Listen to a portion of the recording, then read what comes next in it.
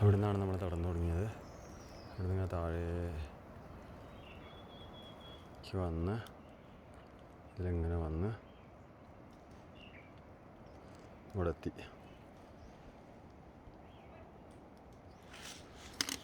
ഇനി ഇവിടുന്ന് അത് ഏകദേശം പകുതി ദൂരത്തിനാണ് കാണിച്ചത് കേട്ടോ. അതിൻ്റെ അപ്പുറം കാണുന്നില്ല, കാരണം ഒരു മലയുടെ പകുതിക്ക് നിന്നാണ് നമുക്ക് അതിൻ്റെ ഇത് കാണുകയുള്ളൂ. അതുകൊണ്ടാണ് ഏകദേശം ഇന്ന് മൊത്തം 12 കിലോമീറ്റർ നടക്കണേൽ ആദ്യത്തെ ഒരു 5-6 കിലോമീറ്റർ കഴിഞ്ഞതിന് ശേഷം ഉള്ള റൂട്ടാണ് ഇപ്പോൾ കാണുന്നത്.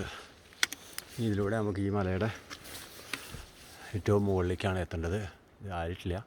ഏകദേശം ഇപ്പം നടക്കുന്ന സ്പീഡിൽ നടക്കുകയാണെങ്കിൽ 2 മണിക്കൂർ എടുക്കും ബേസ് ക്യാമ്പിലേക്ക് എന്നാണ് പറയണത്. ഇപ്പോൾ ഏകദേശം 5:30 മണിയായി. അപ്പോൾ ഈശ്വരാനുഗ്രഹത്തിനനുസരിച്ച് ക്യാമ്പിലേക്ക് എത്താൻ പറ്റുമെന്ന് വിചാരിക്കണം. വഴി എന്താ പ്രശ്നം എന്ന് വെച്ചാൽ ഒരു 90 ഡിഗ്രി കയറ്റം ഇങ്ങനെ സ്റ്റെപ്പായിട്ടും ഇതായിട്ടും കട്ട് ചെയ്തിട്ട് ഇങ്ങനെ ഉണ്ടാക്കിയതാണ്. അതിലിപ്പോൾ കുറച്ച് ദുർഘടം കുറഞ്ഞ സ്ഥലങ്ങളാണ് കാണിക്കണത്. കാരണം അതിദുർഘടമായുള്ള സ്ഥലങ്ങൾ കാണിക്കാൻ ക്യാമറ പിടിച്ച് നടക്കാൻ സാധിക്കില്ല എന്നുള്ളതുകൊണ്ട് താരതമ്യേന ദുർഘടം കുറഞ്ഞതാണ്. എന്നാലും അത്യാവശ്യം ദുർഘടമാണ്.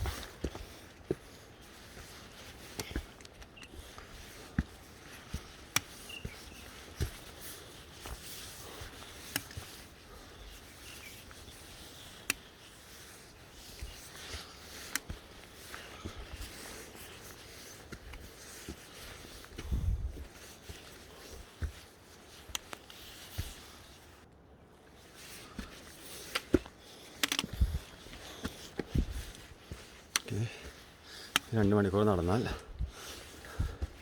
ഇന്നത്തെ ദിവസത്തെ 12 കിലോമീറ്റർ നടന്നിട്ടുള്ള തച്ചടു എന്ന ക്യാമ്പിലേക്ക് എത്താൻ സാധിക്കും. പിന്നെ 2 ദിവസം ഇവിടെയും നടക്കണം. അതിന് തച്ചുള്ളിലേക്ക് എത്തിയാൽ അത്രയും നല്ലതാണ്.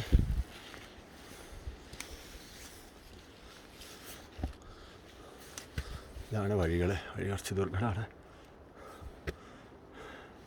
ഒരു ലോങ് വ്യൂ കാണിച്ചു തരാം. മേഘങ്ങളെ കൊണ്ട് കാണാൻ സാധിക്കില്ല. അറ്റത്ത് കാണുന്ന അവിടെ നിന്നാണ് നമ്മൾ തുടങ്ങിയത്. ജാവോന്ന് നടന്നു പോന്ന് സിംഗാദ് എന്ന് പറഞ്ഞ സ്ഥലത്തെത്തി. സിംഗാദിൻ്റെ ജാവോൻ്റെ ഇടയിലുള്ളൊരു വില്ലേജാണ് കാണുന്നത്.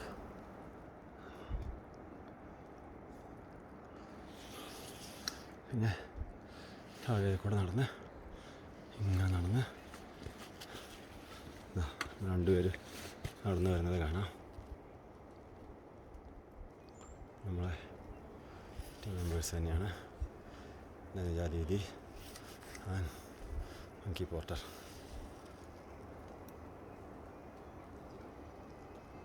Ya yo te marco y todo, ¿no?